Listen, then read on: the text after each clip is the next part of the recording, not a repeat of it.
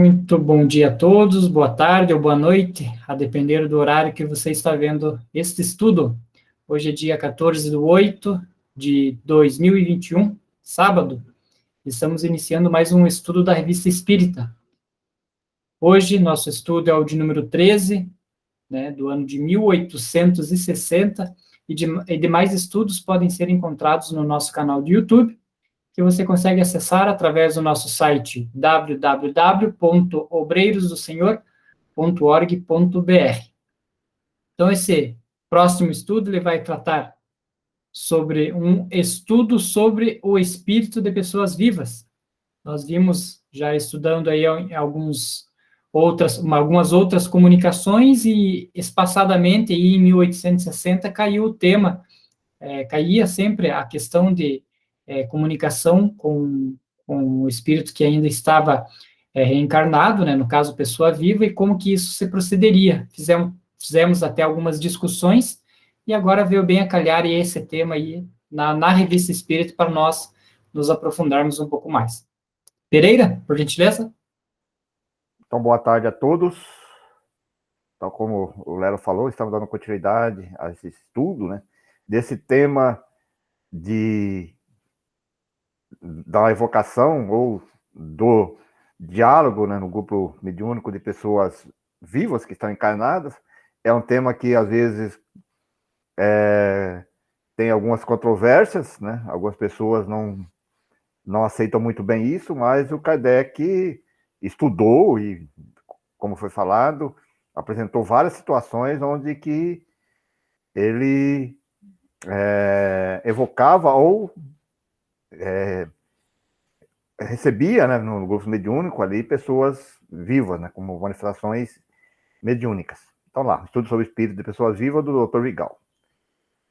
O Dr. Vignal, membro titular da sociedade, tendo se oferecido para servir ao estudo sobre uma pessoa viva, como ocorreu com o Conde DR, foi evocado na sessão de 3 de fevereiro de 1860. Então, ele está citando aqui que já estudamos isso, inclusive, em um outro caso parecido, Isso, é bem interessante até, quem não participou do estudo desse caso, que o próprio Conde DR lá, ele deixou até alguns sinais para comprovar, que era ele mesmo, que aquele espírito que estava se comunicando era ele mesmo. Ele deixou algumas perguntas, para o pessoal da mesa mediúnica ali, que foram feitas para comprovar que era o próprio espírito dele mesmo.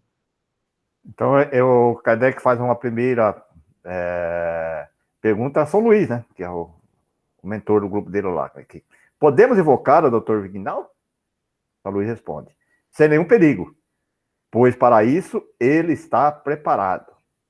Aí ele faz aquela evocação, que tinha todo um ritual. Nos primeiros estudos, ele colocou essas evocações que o Kardec fazia quando ia iniciar esses diálogos, Então ele faz a evocação, o Espírito responde: eis-me aqui, juro em nome de Deus o que não faria se respondesse por outro.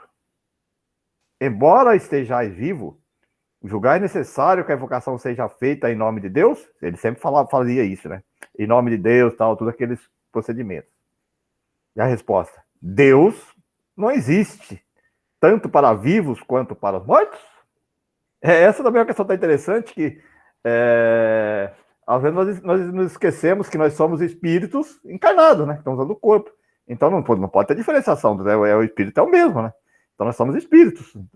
Até ele respondeu aqui bem interessante, respondeu com outra pergunta, Deus não existe tanto para os vivos quanto para os mortos, Aí o Kardec continua: vede-nos tão claramente como quando em pessoa assistieis à nossa sessão? Mais claramente. Em que lugar estáis aqui?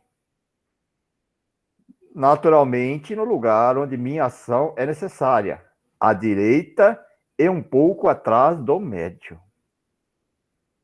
Para vir de Soli, até aqui tivesse consciência do espaço transposto? Visse o caminho que percorresse? Não. Mais que o carro que me trouxe. Não mais que o carro que me trouxe.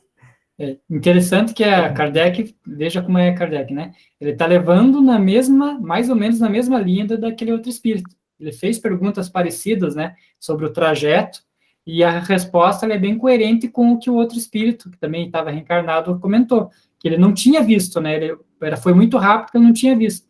E agora esse espírito aí também, do Dr. Vinhal, ele também responde, né, ele não viu mais do que o carro que trouxe. Né? Então, ele, tipo, ou é muito rápido, ou, enfim, sei lá, como que, com qual carro que foi trazido, se foi um aerobus, tipo, do nosso lar, né, que tinha que os veículos, enfim, né? Mas não foi carro nenhum, né? Foi transporte imediato, né? Poderíamos oferecer-vos uma cadeira? Kardec pergunta. Sois muito bons, mas não estou tão fatigado quanto vós. Como constatais vossa individualidade aqui presente? Como os outros. Aí o Kardec faz a observação. Ele faz alusão ao que foi dito em caso semelhante, isto é, que o espírito constata a sua individualidade por meio do perispírito, que, para ele, é a representação do seu corpo. E o Kardec continua perguntando. Entretanto, seríamos gratos se vós mesmos nos desseis a explicação. O que me pedes é uma repetição. Já que não quereis repetir o que foi dito, é porque pensais do mesmo modo. Pergunta, né? Mas isto está bem claro. Assim, para vós, vosso perispírito é uma espécie de corpo circunscrito e limitado? É evidente? Sem comentários. Podeis ver o vosso corpo adormecido? Não daqui. Vi ao deixá-lo. Tive vontade de rir. Como se estabelece a relação entre vosso corpo, que está em Suli, e vosso espírito, que se encontra aqui? Como já vos disse, por um cordão fluídico. Quereis descrever o melhor possível, a fim de que possamos compreender a maneira por que vedes a vós mesmos a abstração feita do vosso corpo?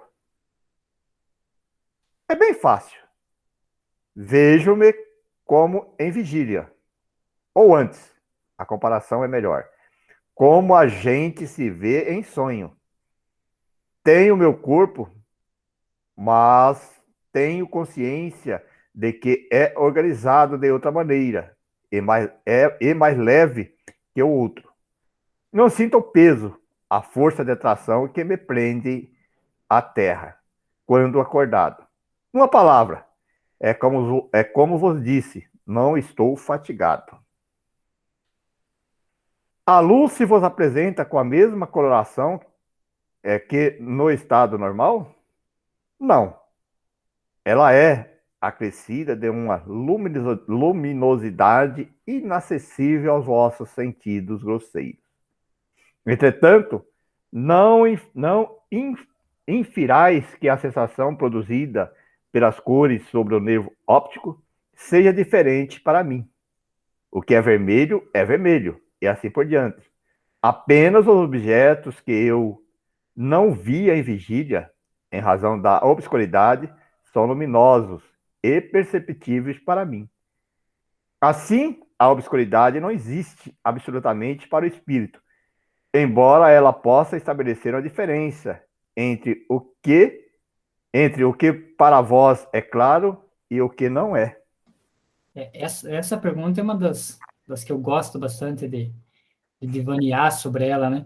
Porque nós, como comentei já no estudo passado, né, nós precisamos dos órgãos para dar a tradução daquilo que acontece no meio ambiente, seja cor, seja audição, seja cheiro, né? Para a gente poder traduzir para o cérebro e ele poder interpretar para que o perispírito possa sentir, enfim, tem todo um mecanismo. E ele, enquanto ali fora do corpo, ele tem uma visão muito mais ampla.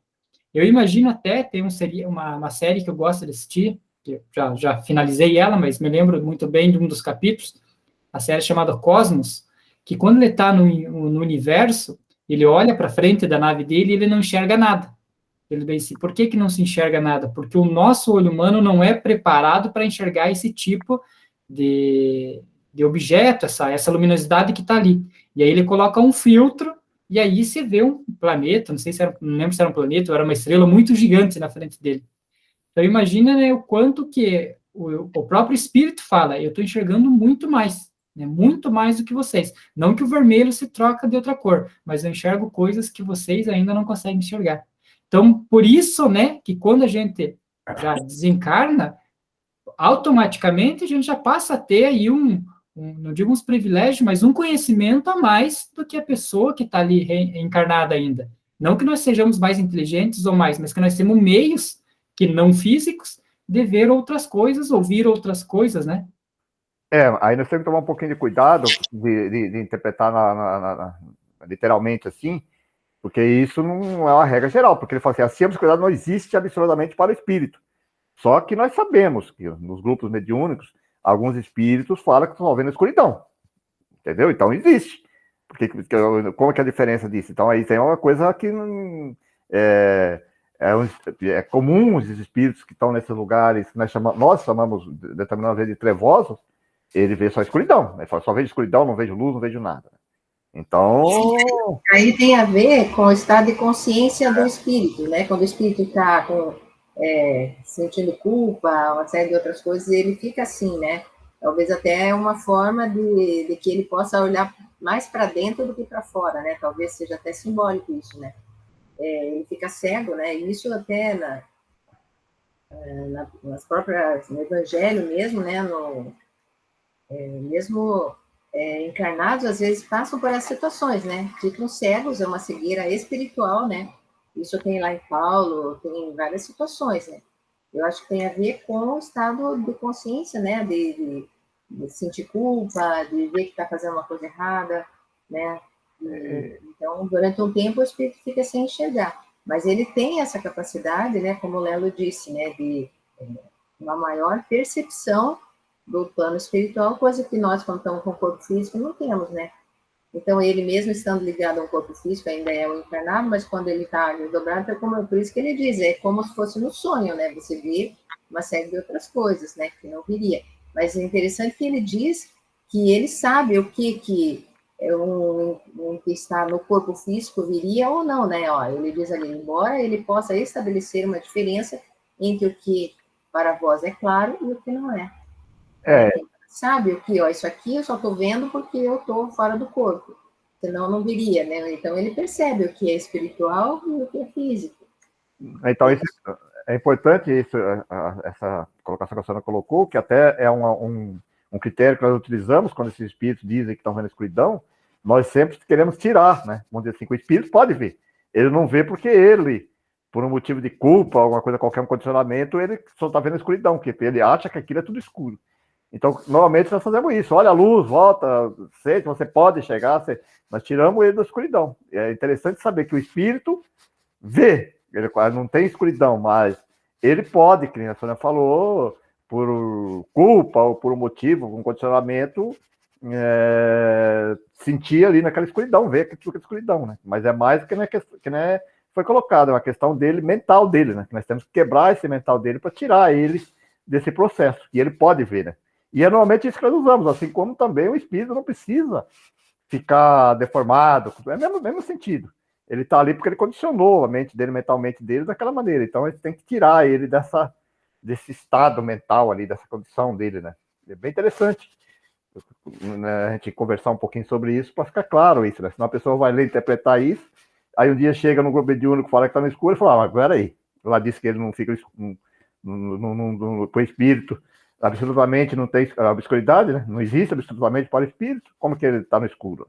Mas é nesse sentido. É por isso a importância sempre do estudo em grupo, né? Verdade. Para ter essas interpretações, né? Aí o Kardec continua perguntando: vossa visão é indefinida ou limitada ao objeto do qual presta atenção? Nem uma coisa, nem outra.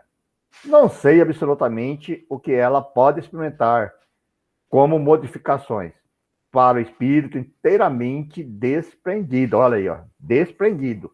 Mas para mim, sei que os objetos materiais são perceptíveis no seu interior, que a minha vista os atravessa. Contudo, não poderei ver por toda parte, nem à distância. É interessante que a gente já nota também, né, que o Dr. Vinhal, ele tinha um estudo já, né, bem bom na doutrina, né? Quando está comentando ali que o espírito, né, desencarnado, ele não, né, provavelmente tem uma visão ainda maior do que ele tem ali enquanto como ele está preso ao corpo. Interessante que é lógico que daí até as percepções do espírito do Torvinhal vão ser diferentes, pelo fato dele já ter estudo, provavelmente ter uma vida mais regrada no espiritismo, com certeza para ele vão ter experiências melhores do que um espírito que era totalmente, né, materialista ou algo do tipo, né? É verdade. Poderia expressar-vos uma pequena experiência de prova, não motivada pela curiosidade, mas pelo desejo de nos instruirmos? De modo algum. Isto me é expressamente proibido. Olha só. Era para leres a pergunta que acabo de me trazer e respondê-la sem que eu dissesse. Eu poderia, mas repito, isto me é proibido. Como tendes consciência da proibição que vos fizeram? Pela comunicação do pensamento do espírito que me proíbe. Olha, isso aí também é outra coisa interessante, né? Que o espírito está ali, às vezes dentro do grupo mediúnico, mas ele vai até um certo limite. Quando os espíritos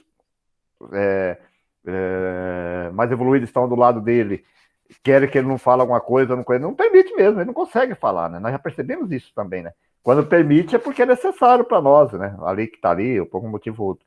Mas você vê que ali ele queria fazer uma prova e falou, não, você não faz, ele não faz, né? Por isso que está na escala espírita, né?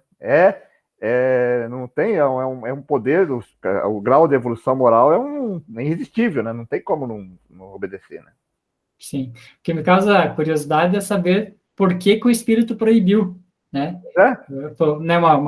E aí acho que já vem na minha cabeça, né, de pensar assim, tipo, pô, Kardec ainda está duvidando, né, de alguma forma, ainda quer uma prova física, que é um espírito mesmo. Acho que era meio por aí, né? Porque talvez até o Kardec realmente era um desejo de se instruir, como ele diz, né? Mas era mais para reforçar, né? Uma situação que o Kardec já conhecia, né? Então, você vê que mesmo esse espírito que ainda está encarnado, lá para trás, quando o Kardec fez uma pergunta que já tinha sido explicada antes, ele se nega a responder, né? Ele diz, mas isso já foi explicado, eu não vou me repetir, né? Existe uma consciência, assim, da coisa inútil, né? Não se faz o que é inútil, né? E o Kardec tinha uma sagacidade muito grande. Quando ele respondia dessa maneira que a senhora falou, ele falou assim, vou perguntar da maneira diferente. Ele reformulava a pergunta. Ele queria saber, então ele queria... entendeu? Até que o espírito dava a resposta que ele queria entender, né? Que às vezes o espírito respondia para ele mesmo desse jeito. Eu já te disse para você, né? E ele ia querendo saber mais, né? Bem interessante. O Jorge ele fez uma pergunta aqui para nós, seguinte, então, experiência semelhante, no caso da evocação de um espírito encarnado, só é possível com a permissão do plano espiritual? Vamos além, né, Pereira? Não só do encarnado, mas dos desencarnados também. O espírito só vai se comunicar se o plano espiritual, né, achar que é necessário. Na verdade, às vezes o espírito nem quer se comunicar, e aí podemos fazer o inverso, e aí os mentores, o espírito que acha que é necessário fazer comunicação, ele traz o espírito à força também, né?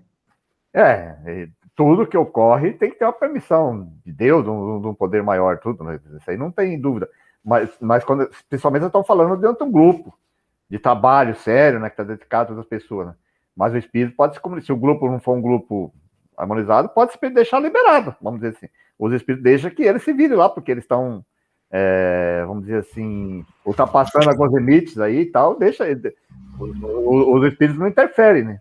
Agora, em grupos realmente sérios, que estudam, dedicam, sim, existe a proteção, e aí, ali, quando permitem, quando acontece, é porque permitiu mesmo. E essa é a força que o Lelo diz, sempre lembrando que é a força moral, né? É irresistível, né? Aquela que ele fala na escala espírita. Tá. E o Kardec continua, ó. Pois bem, eis a pergunta. Podeis ver-vos num espelho? Não. Que vedes no espelho? O reflexo de um objeto material. Não sou material, e, portanto, só posso produzir um reflexo auxiliado pela operação que torna tangível pelo espírito. Olha que pergunta interessante, né, gente? Você vê que se o espírito olhar no espelho, ele vê no espelho, não vê, né? Olha, porque não tem essa parte material, né? Bem interessante isso mesmo. Assim, o espírito que encontrasse nas condições de um agênese, por exemplo, poderia ver-se no espelho? Certamente. Aí muda, né? Porque daí ele tem a materialização, ele está materializado, né? Só explicar um pouquinho a gênero ali para o pessoal, para quem ainda não conheceu toda aquela escala espírita que a gente estudou. Então, o agênero, quando ele fala, é aquela materialização de espíritos no corpo físico, né? Que anda como pessoa normal, né? Ele fala que está vendo a pessoa, vivendo no meio das pessoas, então ele chama de agênero, né? Esses espíritos. Né? Kardec colocava como agênero, e até hoje, os americanos usam muito esse termo, né? Então, você está vendo um agênero, um espírito que está... o espírito que se materializou temporariamente, né, e caminha entre nós como se fosse um encarnado, né? E aí, a qualquer momento, ele pode se desmaterializar e desaparecer da nossa vista. Exatamente. Então, é isso aí que ele determina da gênero. É um termo conhecido até hoje, né? Os americanos usam muito esse termo, né?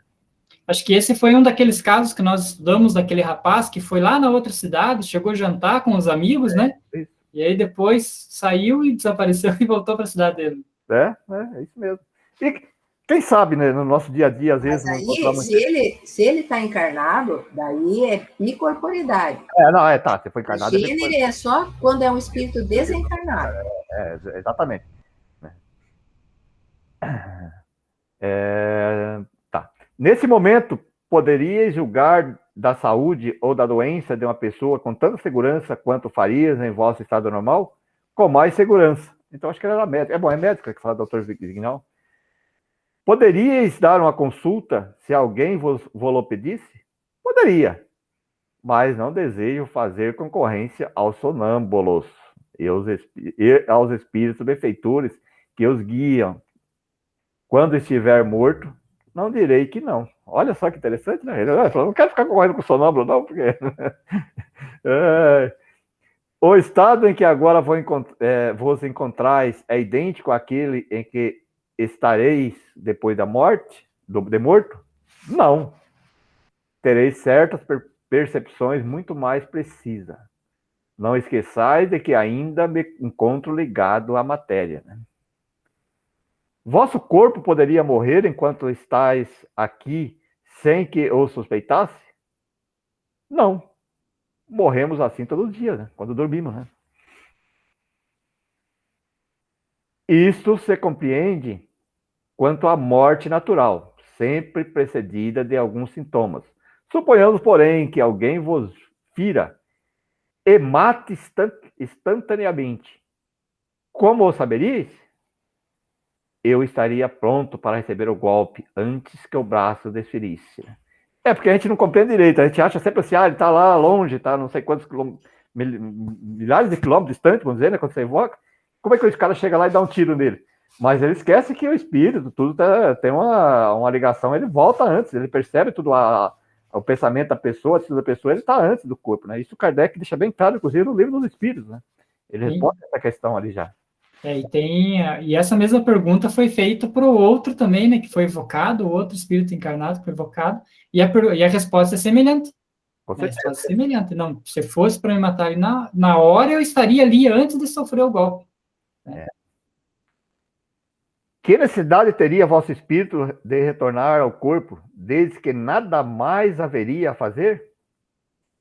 É uma lei muito sábia, sem a qual, uma vez saído, muitas vezes poderíamos hesitar tão bem em voltar para ele, né? Que seria um pretexto para suicidar-se hipoteticamente. Hipocritamente. Olha que resposta, né? Porque se fosse permitido isso, o cara saía lá, e o cara vai lá e me atira de mim, eu fico lá no mundo espiritual. Entendeu o raciocínio? Não, você tem que voltar pro corpo e sentir tudo a ligação do corpo ali antes, né? Sentir tudo aquela fase ali no corpo. Não consegue fazer isso, né? Essa é uma das questões que eu li em algum lugar, não vou lembrar do livro, mas é uma das questões que, às vezes, o espírito ele fica tão deslumbrado, por exemplo, no êxtase, que ele não quer voltar para o corpo, né? Porque ele já está numa condição muito melhor, como se fosse um céu, né? Você gostaria de falar um pouquinho sobre isso, Pereira, Sônia? Sim, até Eu acho que é no Livro dos Espíritos mesmo, naquele capítulo da emancipação da alma, que o Kardec trata disso, né? E ele diz que, inclusive, se esse espírito encarnado resolvesse ficar lá e não voltar para o corpo, ele não ficaria naquele lugar lá, porque seria considerado um suicídio, né? Ele não estaria numa situação boa, digamos assim. Ele está numa situação de êxtase lá, tudo feliz, nossa, um mundo maravilhoso. Mas se ele resolver, não vou voltar mais para o corpo, imediatamente ele já se sentiria culpado e não estaria mais nessa situação feliz. Né? Então, tem vários estudos, que a gente estuda aí o sonambulismo, vários autores, ou até o próprio Adilson Mota, que é um dos estudiosos, ele relata algumas situações da dificuldade, às vezes, de uma sonâmbula, quando ela entra nesse estágio de êxtase, né? Que ela se afasta muito, tem que ficar convencendo ela para ela voltar e tudo, quer dizer, tem que fazer todo um trabalho de convencimento para voltar, que a pessoa não quer voltar, né? Ela se sente tão bem, vê tudo aquele deslumbre, que ela fala, para que eu vou voltar para o corpo físico, né? E nesses fenômenos de quase morte também existem vários relatos assim, né? Que a pessoa depois retorna e conta, né? Que estava tão bem lá, não queria voltar, mas aí de repente eu senti uma luz, né? Uma voz me disse não, você tem que voltar ainda. E imediatamente eu acordei no corpo, né? Então, porque é essa questão da força moral mesmo, né? O outro espírito, né? Deve ser talvez próprio mentor da pessoa, né? Chega lá, não, senhor, não pense que você vai ficar aqui ainda não, você tem muita coisa a fazer lá, pode voltar. Ele volta imediatamente, não tem discussão, né? É a questão de que a evolução não dá saltos, né? Não tem esse atalho, né? Não cria esse atalho, não. Suponhamos que vosso espírito não estivesse aqui, mas em casa, passeando, enquanto o corpo dormisse. Deveria ver tudo quanto lá se passasse? Sim. Nesse caso, suponhamos que lá se praticasse uma ação má, qualquer, por parte de um parente ou de um estranho. Vos testemunharias? Sem dúvida, mas nem sempre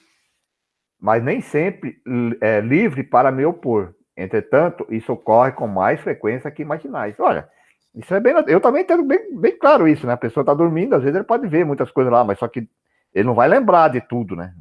Ele pode ter uma intuição depois de que foi aquilo, mas senão perderia também o sentido das coisas. Poxa, aí vai interferindo, né? Eu vou acordar à noite, vou ficar seguindo uma pessoa da minha família lá para saber o que está fazendo, sei lá, né? Durante o sono, dormindo. Isso aí também tem algum limite, né? Nós sabemos disso, né? Qual a impressão que vos daria a visão dessa ação má? Ficarias tão afetado quanto se fosse testemunha ocular? Algumas vezes mais, algumas vezes menos, conforme as circunstâncias. Experimentarias o desejo de vingança? Vingar-me? Não. Impedi-la? Sim. Aí o Kardec faz uma observação sobre esse tema, né? Resulta do que acaba de ser dito e, ademais, é a consequência do que já sabemos, que o espírito de uma pessoa que dorme sabe perfeitamente o que se passa à sua volta. Aquele que quisesse aproveitar-se do sono para cometer uma ação má, em seu prejuízo, engana-se quando crê não ser visto. Nem mesmo deveria contar com o esquecimento que se segue ao despertar. Porquanto, algumas vezes, a pessoa pode guardar uma intuição muito forte para inspirar desconfiança. Os sonhos de pressentimento não passam de uma lembrança mais precisa daquilo que você viu. É ainda uma das consequências morais do espiritismo. Dando a convicção do fenômeno, pode ser um freio para muita gente. Eis um fato que vem em apoio dessa verdade. Certo dia, alguém recebeu uma carta sem assinatura e muito descortês. Inutilmente tentou descobrir-se ao autor. É possível que durante a noite tenha sabido o que desejava saber, porque no dia seguinte, ao despertar, e sem que tivesse sonhado, seu pensamento se dirigiu a alguém de que não havia suspeitado, e depois de uma verificação, certificou-se de que não se enganara. Quer dizer, tem aquela intuição, não é claro, né? Pode ter, algumas vezes pode ser claro, mas às vezes não, e aí a pessoa deduz, né? E só que esse também, ele, para mim, ele enseja um outro problema, né, Pereira? Porque a gente sabe que às vezes os sonhos, quando o espírito se desprende, vai para um plano espiritual, ou até fica em volta do corpo, mas às vezes o sonho não significa nada, né? Às vezes o próprio sonho não significa nada, ele não tem uma razão.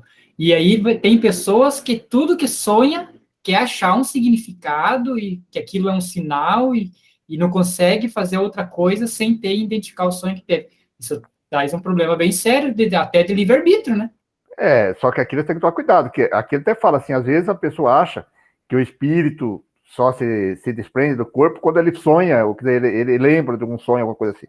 Não é isso que ele fala, às vezes ele não sonhou nada, ele não lembra de ter sonhado nada. Ele acordou e veio a intuição.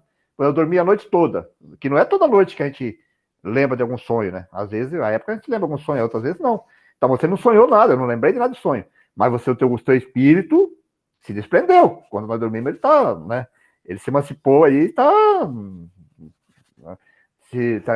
livre, às vezes perto do corpo, às vezes seguindo. Nesse sentido também que nós temos que entender.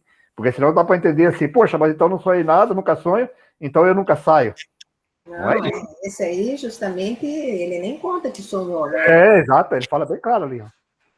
Sem que tivesse sonhado, ele diz ali, ó, bem claramente, sem que tivesse sonhado. Quer dizer, ele não teve lembrança nenhuma, só ficou aquela intuição, né? Só aquela lembrança muito sutil, assim, né? Veio como uma intuição.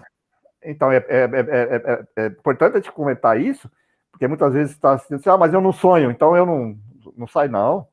Você não sonha, não quer dizer, você não lembra, você não tem essa capacidade, mas o teu espírito, quando você está dormindo, ele fica livre. Tanto é que ele falou lá, você morre toda noite, né? No começo ele falou assim, então você desprende. Aí vem a intuição, vem conforme a intuição, e a gente tem isso, né? Eu tenho muito isso. Às vezes, quando eu acordo, que eu estou procurando uma pesquisa de algum livro, fazendo alguma coisa assim, aí eu acordo, vem a intuição de pegar um livro X ou outro lá, e pego o livro e é aquilo que eu estava procurando entender, né? Então, todos nós temos isso, né? Eu até tenho um costume, quando eu vou dormir, né, depois da oração de agradecimento do dia, eu faço uma encomendação do meu espírito como se fosse um velório mesmo, né? Porque eu peço mesmo para que seja levado para um plano espiritual, para que se encontre com pessoas lá que me dê esclarecimento, que me dê, né, mais conhecimento e tal, porque a gente sabe que nessa vida corrida que nós temos, às vezes a gente deita para dormir e o espírito fica ali ao lado da cama, e aí são 8 horas, né, inúteis de um espírito que poderia estar num plano espiritual aprendendo ainda mais, né? Muito fica com medo, né? Temos que, a literatura diz isso, temos que levantar um pouquinho, tem tanto medo que fica ali. Tão materialista que não consegue sair um palmo do corpo, fica ali encostado ali no corpo, ali vigiando o corpo. Tem medo do que vai acontecer no mundo espiritual, né? Por isso que a gente tem que, que nem você falou, eu acho bacana essa maneira também de pensar, eu também penso assim, que eu possa receber orientação, esclarecimento, estudo no mundo espiritual. É bem bacana isso aí, nós temos que ter essa consciência. O duro é se o Lelo escutar uma voz assim, vai e não peques mais, né? E aí foi, né, Léo? Aí complicou tudo, né, Daniel? Mas, bom, vamos ter que seguir, né? Vai e não peques mais. Então, dando continuidade aqui. É bacana a gente fazer esses comentários, né, dessa maneira um pouquinho mais descontraída, para a gente ir assimilando melhor essas informações. Né? Voltamos às vossas sensações e percepções. Por onde vedes? Por todo o meu ser. Percebeis os sons? Por onde? É a mesma coisa, pois a percepção é transmitida ao espírito por seus órgãos imperfeitos. Para vós deve ser claro que ele sinta, quando livre, numerosas percepções que vos escapam. Eu acho interessante essas respostas aí, inclusive de ver que o espírito, ele irradia, ele consegue ter essas percepções, que muitas vezes fica teimando ainda, algumas pessoas, por ignorância, dizendo que os espíritos têm órgãos como não tem nós. Não tem, né? Porque ele pode ter um órgão ali, que está apresentando daquela maneira ali, porque ele está muito materializado, e ele materializa o órgão ali, tudo para sentir tudo isso. Mas ele não tem, porque para que ele vai precisar do fígado, do coração? É o mesmo sentido, é uma outra questão totalmente diferente, né? Então, isso aí também existe, muitas ainda controvérsias, muitas pessoas que pensam diferente, Mas se a gente entender por essas e outras, que o espírito, ele vê por tudo, ele sente por tudo. Então não tem, para que vai ter órgão? Né? Tem uns que dizem até as questões dos relacionamentos sexuais, das sensações. É porque o espírito é tão materializado que ele deixa aquilo ali impregnado, mas não que ele precisa ter, que ele tem aquilo ali. Né? Batem numa sineta, alguém bateu na sineta lá, né? Aí o Kardec pergunta, ouves o som perfeitamente? Mais do que vós. Quer dizer, alguém bateu um sininho lá e o Kardec fez a pergunta para ele. Se vos fizesse ouvir a música desafinada, experimentarias uma sensação semelhante a crescentes em estado de vigília? Não disse que as sensações fossem análogas. Há uma diferença, mas as percepções muito mais completas. Percebeis os odores? Sem dúvida. Sempre da mesma maneira. Né? Ele não tem o nariz, ele sente. Observação. Kardec faz uma observação sobre isso. Poderíamos dizer, conforme isso, que a matéria que envolve o espírito é uma espécie de abafador que amortece a acuidade da percepção. Recebendo essa percepção sem intermediário, o espírito desprendido pode captar nuances que escapam àquele a quem chegam, passando por um meio mais denso que o perispírito. Compreende-se, então, que os espíritos sofredores possam ter dores, por não serem físicas do nosso ponto de vista, não deixam de ser mais pungentes que as dores corporais, e que os espíritos felizes tenham prazeres, dos quais as nossas sensações não nos podem dar uma ideia, né?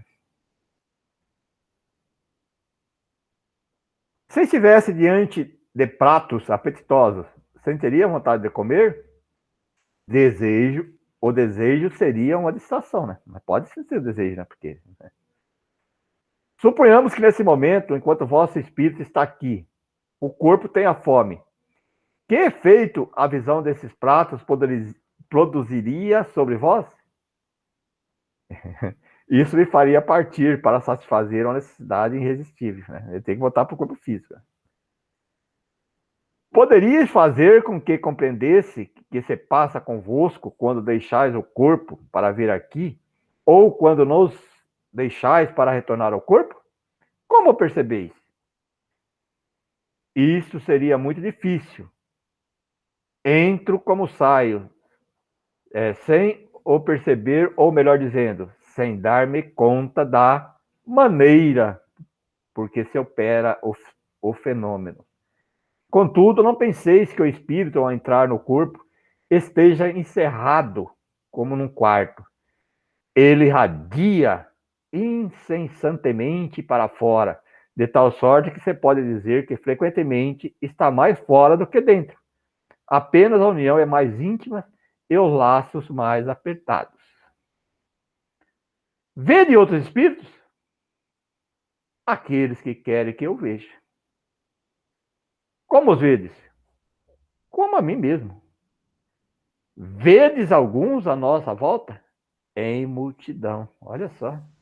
E esse é um dos pontos, né, Pereira, essa questão de multidão de espíritos reunidos, né, porque às vezes que nem nós aqui, estamos em 9 pessoas, né, mas já aconteceu, né, Pereira, de nós estar na casa espírita e estar em 2, 3, né, e aí às vezes até bater aquele desânimo, dizer, nossa, nós preparamos todo um estudo e vem aqui, estamos só em 3, mas nós espíritos não podemos esquecer da multidão que está à volta escutando aquele estudo, né, e que a gente não está vendo, né, por não ter essa capacidade de ver. É verdade, isso até a literatura nos conta, nos grupos mediúnicos, né? Então, quando você está atendendo uma entidade espiritual, depende da temática ali que você está atendendo, daquelas circunstâncias, são trazidos, às vezes, inúmeros, quantidades grandes de outros espíritos que necessitam daquele mesmo esclarecimento, daquela mesma orientação. Então, muitas vezes, quando você atende uma entidade, você não atende só uma, você atende, às vezes, dezenas, centenas de entidades espirituais. Isso é bem claro, né? Então, os estudos, a mesma coisa. Você está fazendo um estudo, nós já tivemos essa essa confirmação de uma entidade espiritual que falou para nós, o Jupiara, inclusive o Daniel conhece, uma entidade espiritual que apresentou para nós, que ele disse, falou, não, eu estou estudando a revista espírita porque eu preciso. Ele veio de outra linha, não conhecia a doutrina espírita, e os espíritos falaram, você vai lá, vai estudar a revista espírita para você aprender. Então nós sabemos que existe, sempre, eles aproveitam esses momentos, porque não é que porque o espírito está lá, que no mundo espiritual, que ele pode não conhecer a doutrina espírita, né? Então ele é bom tal, mas ele precisa conhecer, então eles vêm aproveitam esses grupos de estudos para se instruírem também, né, sobre essa temática. A evocação de Charles Dupont, espírito de Castanedari, atende vosso apelo. Interessante, isso mudou de repente, né? Ao mesmo, estás hoje mais tranquilo? Ele quer fazer a cariação, vamos dizer assim, né? Ah, é verdade, é verdade. Eu pensei a mesma coisa, porque o de Castelnaudary ali, ele já tinha feito também uma evocação desse espírito. É verdade. Ao mesmo, estás hoje mais tranquilo do que a última vez que vos chamamos? Sim. Progrido no bem. Porque ele falou que via outros espíritos, né? Então ele falou, peraí, vou chamar um aqui para... Foi esse que foi evoluindo aos poucos, né, no decorrer das evocações. É interessante mesmo. Sim, progrido no bem. Compreendeis agora que vossas penas não durarão sempre? Sim. Entrevedes o fim dos sofrimentos? Não. Para minha punição, Deus não me permite ver o fim. Então, ao seu original lá. Vedes o espírito que acaba de responder? É exatamente isso que o Kardec queria colocar, né? Sim, ele não está agradável de ver. Olha que interessante que Kardec fez, né? É.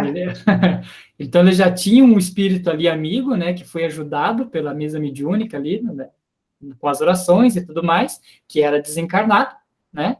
E aí estava lá o senhor Dr. Vinhal, que falou que poderia ver espírito, Kardec evocou um outro espírito que já era desencarnado, para ver se o Dr. Vinhal conseguia ver. Ou seja, Kardec conseguia amarrar bem isso aí e trazer provas ali, não concretas, né, mas provas cabais aí que era possível.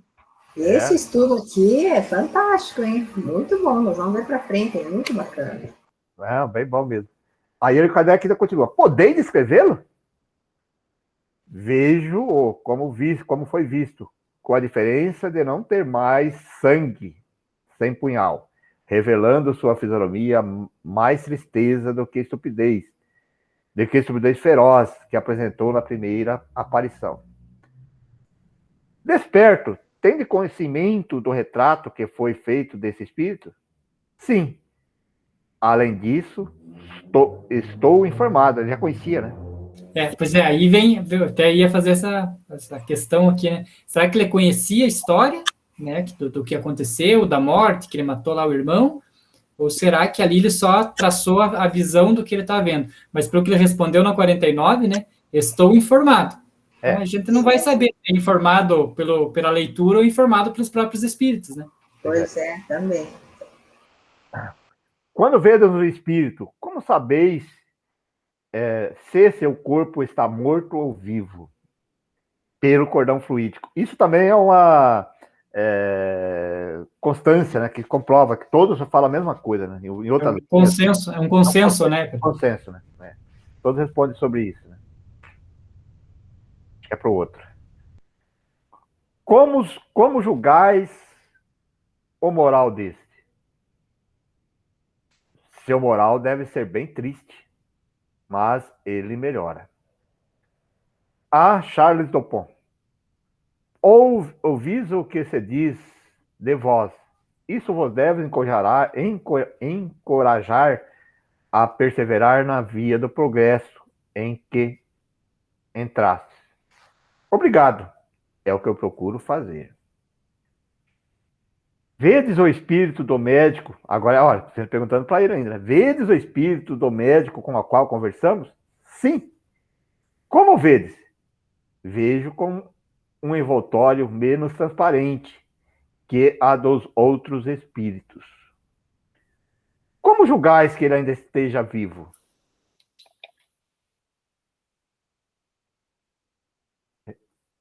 Resposta. Os espíritos comuns não têm forma aparente. Ele tem a forma humana. está envolvido por matéria semelhante a uma névoa reproduzindo sua forma humana terrestre. O espírito dos mortos não tem mais esse envoltório. Dele está desprendido. Olha, interessante isso aí também, né? Ao senhor Vignal. Se evocássemos um louco, como o reconheceríeis? Não reconheceria, se sua loucura fosse recente, porquanto nenhuma ação teria sobre o espírito. Mas se fosse um alienado há muito tempo, a matéria poderia ter exercido certa influência sobre ele, produzindo sinais que me serviriam para reconhecê-lo como em vigília. Poderias descrever as causas da loucura? Nada mais do que uma alteração, uma perversão dos órgãos, que não mais recebe as impressões de maneira regular, transmitindo falsas sensações, e por isso mesmo realizando atos diametralmente opostos à vontade do espírito. Queria comentar ali, até se desse para voltar, Lelo, no slide anterior, ele fala ali, a resposta, né, do espírito. Os espíritos comuns não têm forma aparente. Esse tem a forma humana. O que ele considera espíritos comuns? Seriam talvez os benfeitores ali. Não tem forma aparente. Talvez seja como uma energia, né?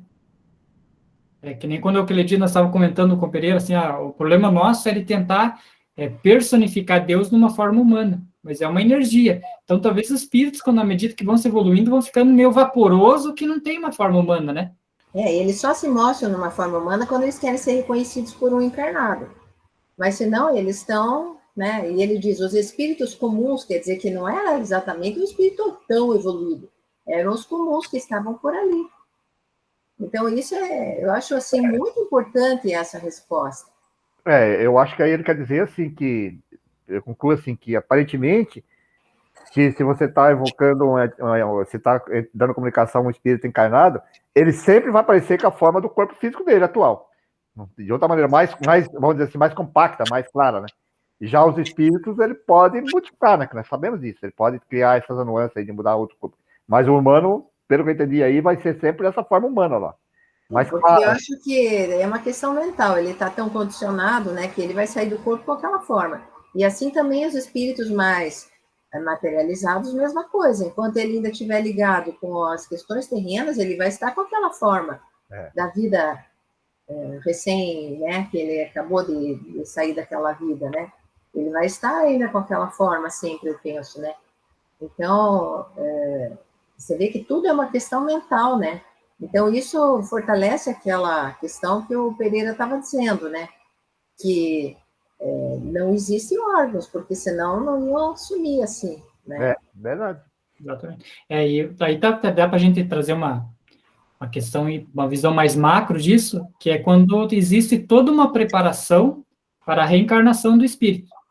Então, às vezes, o espírito lá morreu adulto, né? E ele tem que fazer uma preparação do perispírito para reencarnar no corpo de uma criança novamente, né?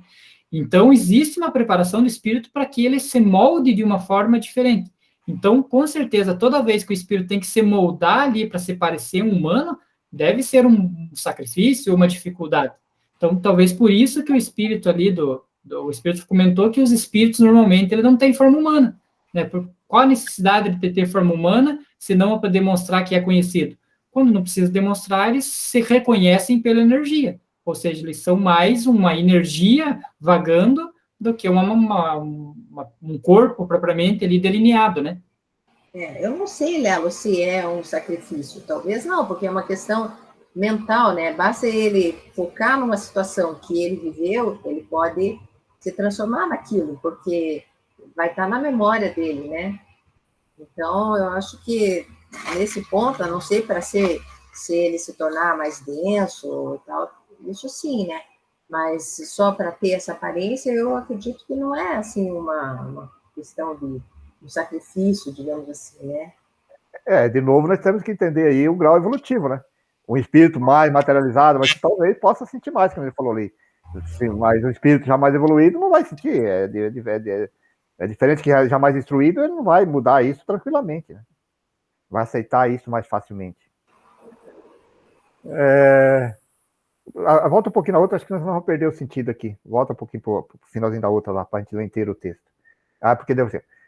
Poderias descrever as causas da loucura? Nada mais que uma alteração, uma perversão dos órgãos, que não mais recebem impressões de maneira regular, transmitindo falsas sensações, e por isso mesmo, realizando o diametralmente oposto à vontade do espírito. Acho que nós já lemos isso aí, não lembra? Não, né? A observação que ficou faltando. Falta observação, né? A questão é exata. Observação. Acontece muitas vezes que certas criaturas, cujo espírito perfeitamente vamos voltar de novo. Acontece muitas vezes que certas criaturas, cujo espírito é perfeitamente são, apresentam nos membros e em outras partes dos corpos movimentos involuntários e independentes da sua vontade. Por exemplo, o que designamos tics nervosos. Compreende-se que essa alteração, se em vez de ocorrer no braço ou no músculo da face, se desse no cérebro, a emissão das ideias sofreria. A impossibilidade de dirigir ou de dominar a esta emissão constitui a loucura. Interessante essa colocação dele, né?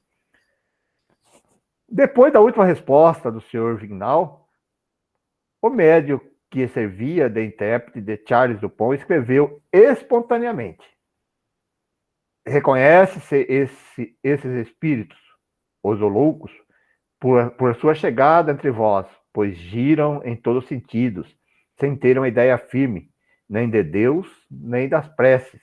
Necessita de tempo para se firmarem. Assinado Calvieri. Aí talvez, às vezes, algumas situações que a gente percebe nos próprios grupos mediúnicos, né? Algumas manifestações que fica totalmente sem sentido, tudo, né? Então, se o espírito está totalmente, como ele falou, louco, alienado ali, ele vai apresentar dessa maneira, assim, né? Como ninguém tivesse pensado em chamar esse espírito, o senhor Belliot pergunta se não seria do Dr. Calvieri de Marsella, de quem outrora foi aluno. Resposta: sim, sou eu. Morto há 1 ano e meio. Olha só. Observação: o senhor Belliot reconhece a assinatura como a do Dr. Calvieri. Mais tarde pôde compará-la com uma assinatura original e constatar a perfeita semelhança da escrita e da rúbrica. Olha aí, ó. Tá aí a resposta ali que Kardec queria uma coisa mais material, veio espontaneamente ali uma assinatura. Ao senhor Calvieri: o que devemos à honra de vossa visita inesperada? Não é a primeira vez que venho entre vós. Hoje achei uma ocasião favorável para me comunicar e aproveitei. Quer dizer, ele participava dos estudos tudo ali junto, mas não se comunicava. Houve essa oportunidade e ele se manifestou, né? Vede o vosso confrade, o Dr. Vignal, que aqui se acha em espírito? Sim, eu vejo. Como reconheceis que ele ainda está vivo? De novo, Kardec fazendo a pergunta, né? Por vosso envoltório menos transparente que o nosso. Olha aí, ó, coincidiu com a resposta do outro também. Mas o outro lá tinha dito que reconhecia pelo cordão fluídico, né? Então, são duas diferenças. Uma que tem cordão fluídico e a outra é que tem o perispírito mais denso, né? Dando continuidade ali, né? Essa resposta concorda com as que Charles Dupont acaba de dar e nos parece ultrapassar o alcance de sua inteligência. Fosse vós que lhes teria hesitado, eu podia perfeitamente influenciá-lo, visto estar aqui. Em que estado vos encontrais como espírito? Ainda não encarnei. E, embora sendo um espírito adiantado, estava longe de crer na terra, ao que chamais de espiritualismo. É preciso que eu faça minha educação aqui, onde me acho, mas minha inteligência, aperfeiçoada pelo estudo, sobreveio de repente. Olha aí o que eu estava falando agora há pouco, lembra que eu falei? Não tinha conhecimento, ela falou: você vai lá para você aprender. E é interessante, né, que como ele comentou, ele estava sempre nas mesas mediúnicas ali, aproveitando o estudo e nunca tinha se comunicado, ou seja, ele estava estudando mesmo. Né? Se quiseres, iremos vos fazer uma pergunta preparada pelo Sr. Vignal e pediremos a gentileza de respostas, cada um do seu lado com auxílio de vossos intérpretes particulares. Como encarais agora a diferença entre o espírito dos animais e do homem? Não me é muito mais fácil dizê-lo que em estado de vigília. Conforme o pensamento atual, o espírito animal dorme, está entorpecido moralmente, ao passo que o homem desperta nessa mente de forma muito penosa. Olha aí, essa resposta é bem coerente, porque você diz assim, não, eu vejo os animais, quer dizer, quando um animal morre, né, vamos dizer assim, o espírito dele não se manifesta lá, ele fica dormindo, sendo aproveitado posteriormente, né? Então, porque existe muita dúvida. Não sei se dormindo, ele fala entorpecido moralmente. Não quer dizer que ele não possa estar se movimentando, entorpecido moralmente. Aí fala assim, o espírito animal dorme, né? Dorme, está entorpecido moralmente, ao passo que o homem desperta somente de forma muito penosa. Você dorme no sentido de que ele não tem lucidez de saber o que está acontecendo, né? Enfim. Não é errante, né? Vamos dizer assim, que o espírito humano, né? Resposta do senhor Calvieri. Isso quer dizer, foi ele que respondeu lá, né? Agora o Calvieri. O espírito do homem é chamado ao maior aperfeiçoamento que é dos animais. A diferença é sensível, uma vez que nesses últimos não existe senão um estado de instinto. Mais tarde o instinto pode aperfeiçoar-se. Ele pode aperfeiçoar-se a ponto de tornar-se um espírito humano? Resposta. Pode, mas após ser passada por muitas existências animais. Quer em nosso planeta, quer em outros. Vamos continuar ou... Dá para continuar, Pedro, tem mais uns 2, 3 slides só. Então, só um comentário nessa questão dos animais, que nem eu que tenho pet em casa, né? Eu olho para eles assim e imagino, né? Tipo, poxa, né? Ele está ali praticamente no início ainda da cadeia evolutiva, como espírito, não tem individualidade nenhuma, né? Tem até um filme engraçado, que, se não me engano, são 7 vidas de um cão, alguma coisa assim, que é o cão, a hora que ele morre, ele já reencarna automaticamente, porque não tem individualidade. E aí ele vai reencarnando e vai contando a vida do cão ali, só que ele sempre reencarna e sempre com o mesmo policial, né? Então é interessante, eu fico imaginando, né? Nossa, tá ali no início da carreira, a gente já acha que tá atrasado, mas quando você olha para o animal, você vê que, né, tem toda uma evolução ainda. Eu não sei se não tem individualidade, eu acho que existe uma certa individualidade, né? Mas só que essa individualidade, ela não se manifesta, né? Assim, com de ideias de colocar, né? Porque senão você não ia perder nesse processo evolutivo, né? Ele vai transportando todas essas experiências para outras encarnações dele como animal, até que ele fala ali, até ele chegar no ponto, né? Até em outros órgãos, até chegar no ponto de encarnar na vida humana. Para isso, ele tem que levar essa individualidade, né? Eu li, eu tenho que pegar o costume de guardar as coisas que eu leio para eu poder citar os autores, mas eu li uma vez assim que o animal ele não tinha uma individualidade assim, única dele, mas ele tinha como se fosse uma individualidade em grupo. Isso, uma individualidade em grupo. Ele voltava para aquele grupo. O sentido aí, Lelo, é o seguinte: ele está, na verdade, fazendo essas experiências, ele vai coletando aquelas experiências, né? Então, não é que nem nós, que nós podemos discernir e fazer escolhas. Ele não tem muito isso, né? Então, por isso que a gente considera, mas dizer que não tem individualidade, eu não sei se é bem o termo, né? Eu acho que não tem, assim, responsabilidade, livre-arbítrio, né? Condição para escolher, porque ele vai pelo instinto, né? Então, ele está acumulando informações, né? Nesse momento, eu penso, né? Ele vai aprendendo a conviver com os outros animais, com o ser humano até, isso tudo vai fazendo ele entender como é que as coisas vão acontecendo, mas ele não tem como ainda escolher. Então, se ele reage, por exemplo, agressivamente, tudo isso é pelo instinto, ele não tem a responsabilidade, né? Então, nesse sentido, né, por isso que é bom explicar o que vem a ser essa individualidade, né? Porque ele é um indivíduo, assim, no sentido de que tudo que ele aprender, ele vai levar para a próxima reencarnação, e vai indo e vai acumulando conhecimento até que um dia ele possa ser um ser humano. Ele como um indivíduozinho que ele é, né? Senão, Não é que ele mistura o conhecimento dele com o conhecimento do outro cachorro, né? Eu acho que não é isso. senão não teria sentido até quando ele falou ali. Ora, depois de passar por várias experiências nesse planeta, como até em outro orbe, né? Quer dizer, ele vai levando essas experiências aí. Talvez ele não tenha esse livre-arbítrio, mas ele grava aquelas sensações, aqueles atos, até pro espírito e moldando aquilo ali tudo, né? Ele tem que passar por tudo isso, né? Adquirindo todo aquele conhecimento, não deixa de ser, né? Uma forma de conhecimento, assim, né? Experiências, né? Então, talvez até ali alguns possam evoluir mais rápido, outros não sei como é que funciona, né? Mas, de qualquer forma, um cachorro, por exemplo, que você tem, às vezes é totalmente diferente do outro, a gente não sabe até que, inclusive, o nível que eles estejam, né? Ele pode estar ainda como cachorro, mas já numa fase que ele já está seguindo para frente. O outro é um cachorro ainda na fase inicial, né? Então, porque se fosse assim, tudo, não tem individualidade, é tudo um grupo, aí todos evoluiriam ao mesmo tempo. E eu acredito que não é bem assim, né? É um tema que nós teremos que estudar um pouquinho mais mesmo, mas eu também concordo com a Sônia, eu também penso assim, né? Vamos lá, então.